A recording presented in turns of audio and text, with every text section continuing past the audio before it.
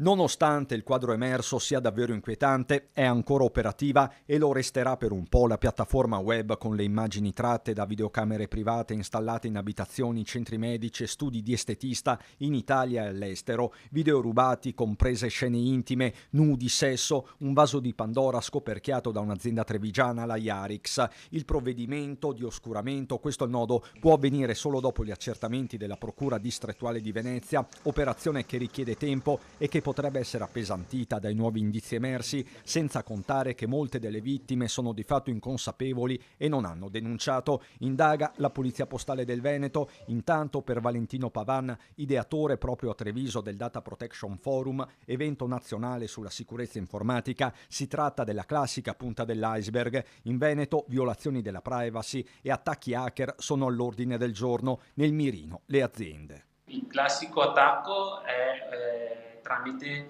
i cosiddetti ransomware, che sono dei software che servono per rendere indisponibili i dati dell'azienda e tramite il pagamento di un riscatto vengono resi disponibili. Sono molto più frequenti e sempre in aumento.